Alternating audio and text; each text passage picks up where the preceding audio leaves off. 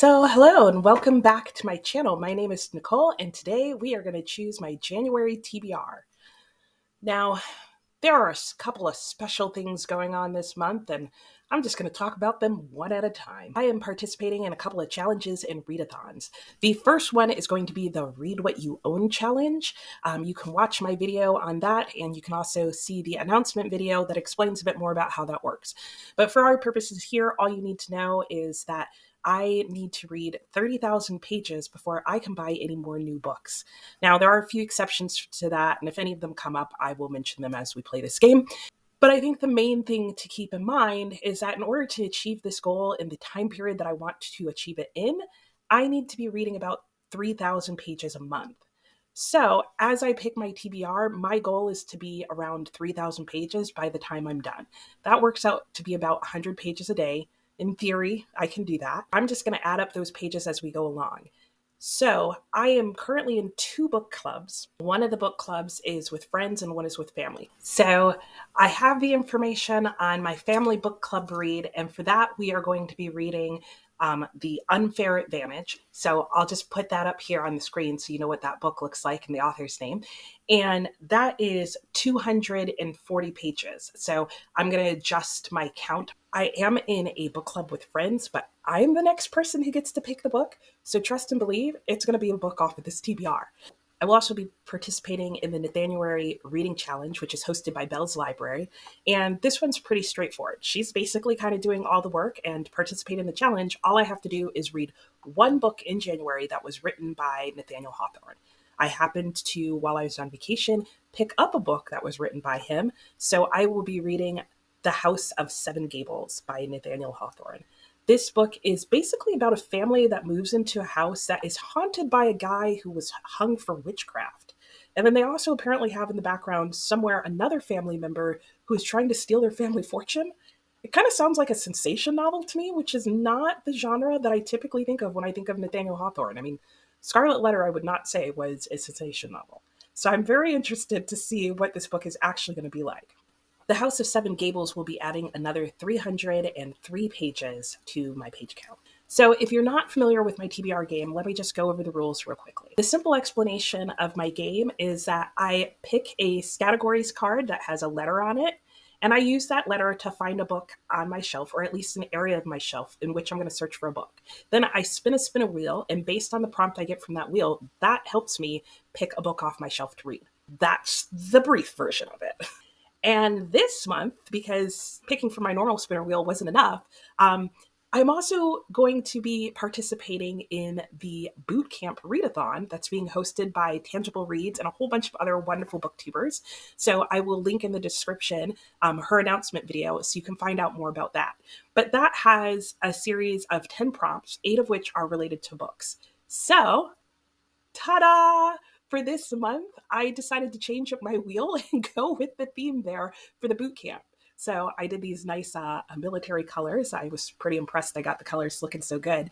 So I am going to be picking a Scattegories card as usual, but when I spin the wheel is going to be giving me prompts that will help me match a book to the read-a-thon. Now, there will be a few caveats that come up with that.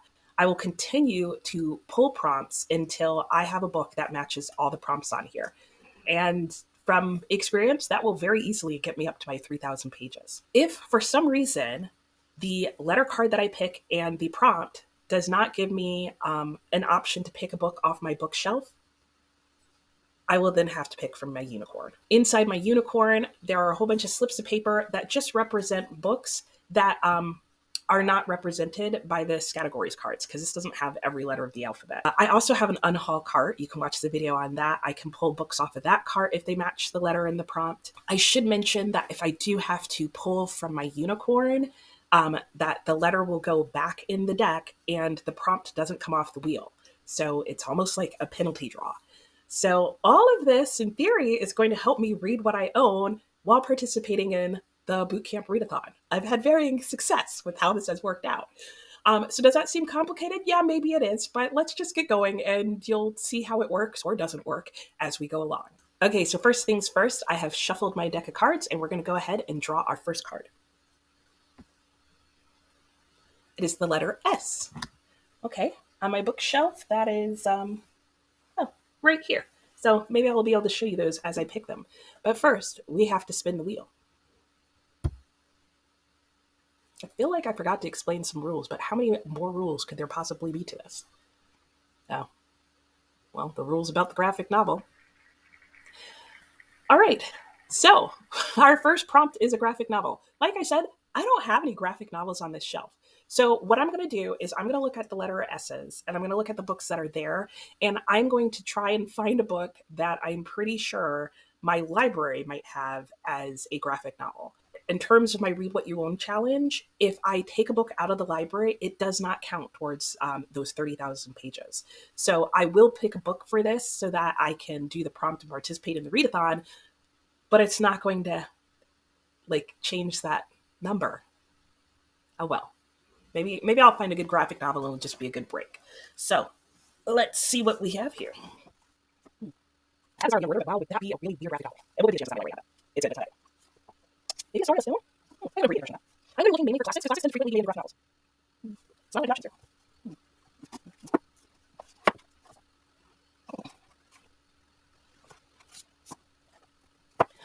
Okay, I also have Shogun and The Sun Also Rises. So give me a second while I check my library and see if any of these will work. So, why wait to show how all the exceptions work when you can just do them all at once? Yeah, nope, none of those books are graphic novels that can be found at my library, even digitally. It's unicorn time. I'm going to try not to rustle this too much because the paper makes a weird sound. I failed. All right. What does unicorn give us today? Is it good? Oh. Eek. Yikes. Okay. Oh, I knew it was right here. Jonathen Strange and Mr. Norell. I mean, I guess we're getting close to that 3,000 pages already. This book is a nice, quick 846 pages, just bam, right away. Uh, Jonathen Strange and Mr. Norell is written by Susanna Clarke. I tried reading this before, but it was just at a time period where I was too tired, and it is kind of a slow-paced novel, and it is written in sort of a Victorian style, and so I just couldn't get into it. I am looking forward to it. There is no audiobook, so there's that. So, like I mentioned, if I get a unicorn pick, this card just goes back in the deck. This prompt stays on the wheel. I've yet to pick a single book for this readathon yet, and I'm already halfway to the number of pages that I want for the whole month. I didn't think it could go worse than the last time I tested this, but I was wrong. All right, let's keep it moving. P. Well, let's get it moving. Let's see what I'm gonna get. Let's not get the graphic novel again because that's really a hard one for me to do. Okay, a military character. All right, with the letter P. So my P's are here and also just over my shoulder. So let me take a gander.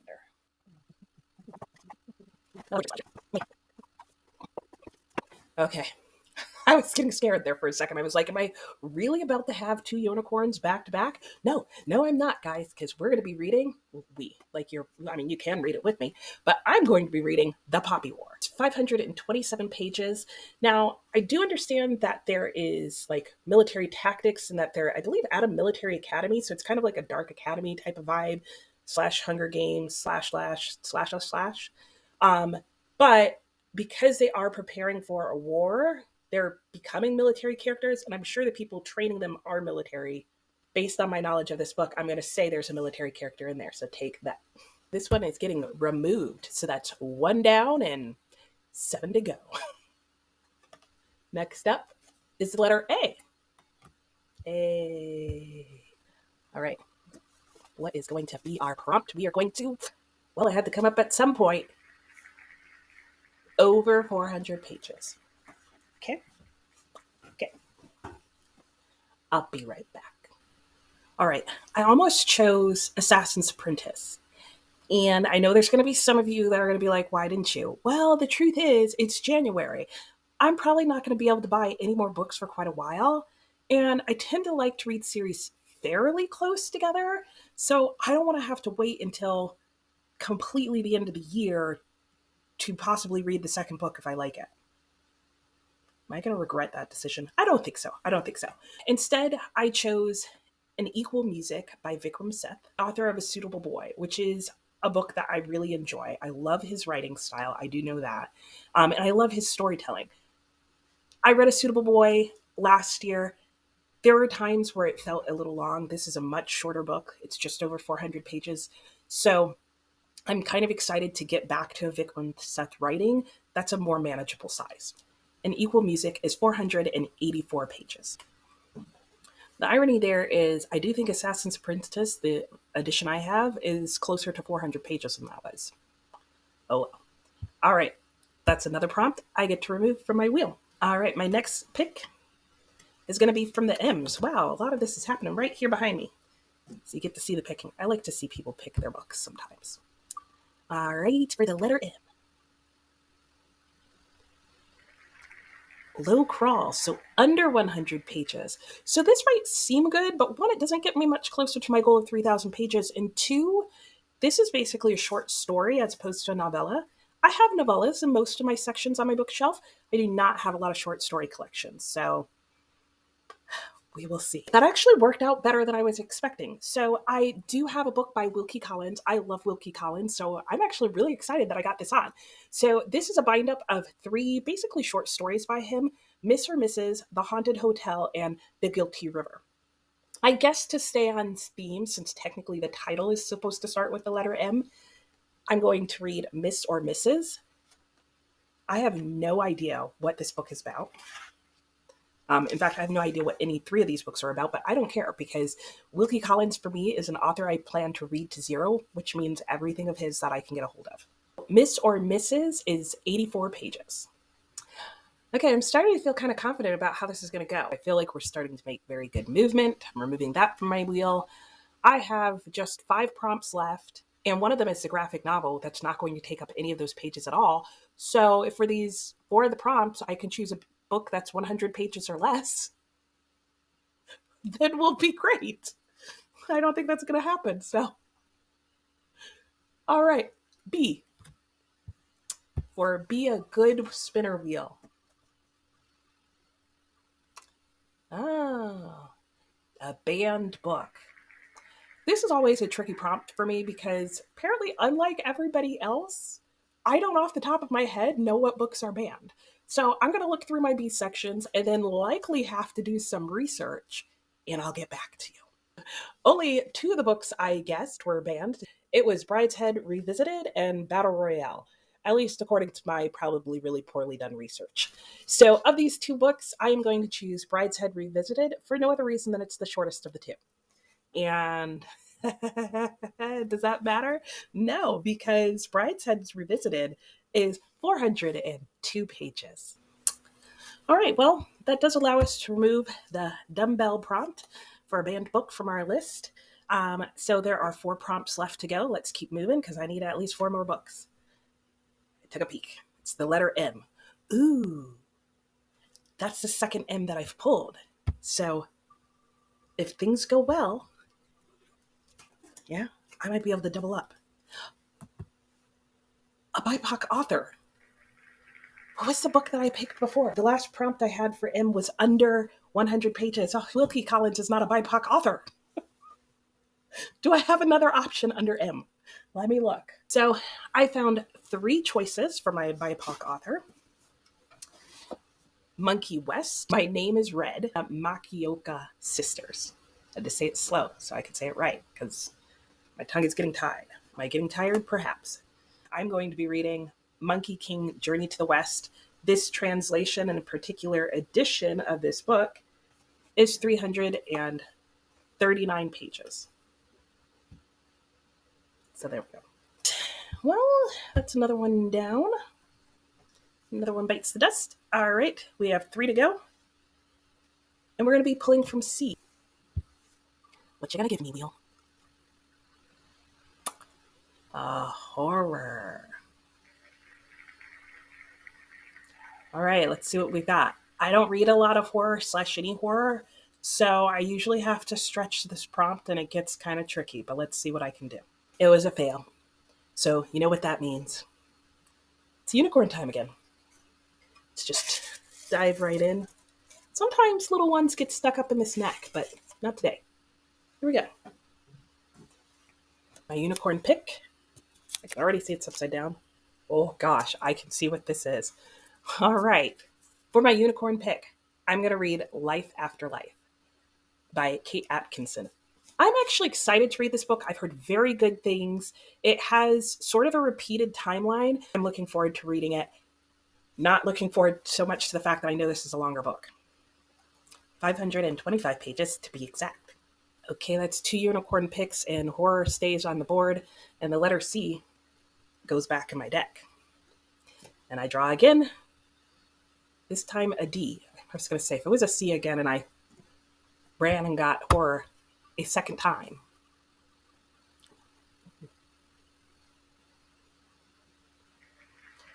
Okay, Class A graphic novel. I just need a book with D that will work, that my library will have. Stars need to align. Let's make it happen. This works out even better than I thought. So I had mentioned to my husband how I was setting up this whole game and the graphic novel exception. And he was like, oh, well, if you pull D, you can just borrow my Dune graphic novel. I pulled D, and I forgot that he said that until I looked on my bookshelf and saw that I own Dune.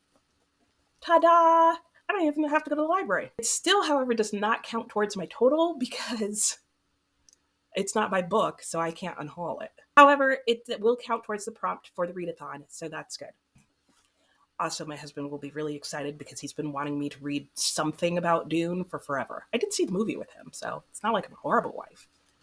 I get to remove that prompt. All right, we're down to 2, an audiobook or that horror novel. Oh, gosh. Okay, a G. Okay, I pulled G for a horror novel. Oh, I'm not going to. It's going to be an audiobook. All right, so G, let's find a good, quick, sort of lively audiobook that I can listen to. This is going to seem like an odd choice, but I think it's going to work.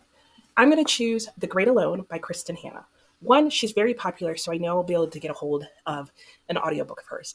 But 2, I find with audiobooks, I need to have a pretty simple story because I can get easily distracted while listening to audiobooks. So I need a story that I can easily pull myself back into and not be completely lost because there was so much in the story going on.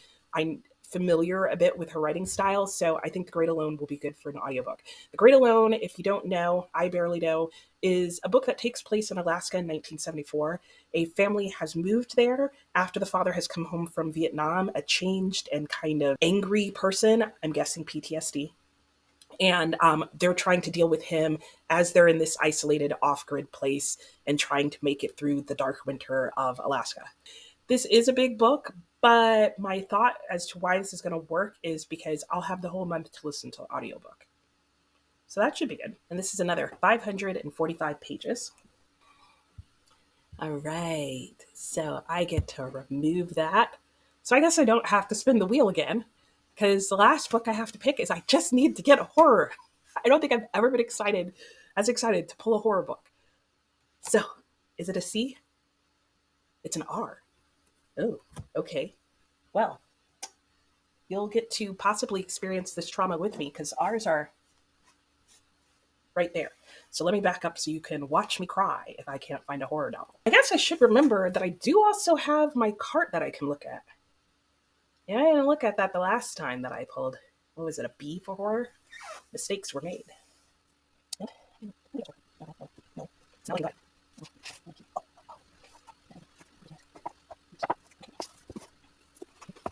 Okay, I have one that might work, but let me check first. I'm going to stretch this prompt just a tiny bit. And I'm going to read The Romance of the Forest by Anne Radcliffe. This falls into the Gothic novel genre, which I'm going to say is more or less so the 18th, 19th century equivalent of a horror novel. I'll discuss that more when I start to read this book. So that's it. Let me gather all these books together and we can recap and do the thing. So that left me with this as a grand total. of pages that I'm going to read, which may seem like really far off from what I was planning. And it is. But to prove to you that it's really not as crazy as it seems, this is how many pages I would have to read a day in order to accomplish that. So you can see it's not actually that much more than I was planning. I would say that would probably take me an hour and a half a day, depending on the book. And some of these are going to be read as audiobooks. So that I'll be able to do in tandem. And like I said, I do also have a book that I need to pick for my friend book club, but I'm the one picking this month. So it's just going to be one of these books. So that's not adding a book onto this pile. But let me show you the pile. Here we go. I got one shot at this. All right, look, I even got Dune in there at the bottom. So here's all the books on my TBR for January. I don't know why I try and move it. But I think this is doable, except for maybe Jonathan Strange, which I feel like is honestly what threw me really far off. So that's what I'm going to be reading in January, participating in 2 book challenges and a read-a-thon and 2 book clubs. And I'm starting to think that that was a bad idea, but I had a lot of fun playing this game. And, to be honest, this went better than the last time I tested it. That was a whole hot mess of a game, and I don't even remember what that page count was going to end up being. This, I feel like I've got a shot. I'm going to need to do like every reading sprint I can find for the next month. But I stand a good chance. So give me a thumbs up and cheer me on. Let me know if you've read any of these books. And be sure to subscribe to my channel and ring the bell if you'd like to be notified when I post, so that you can watch me go and read through all these books and hear about them and see how it's going and see if I manage to tackle this TBR. So that's it. And I will see you next time. Bye.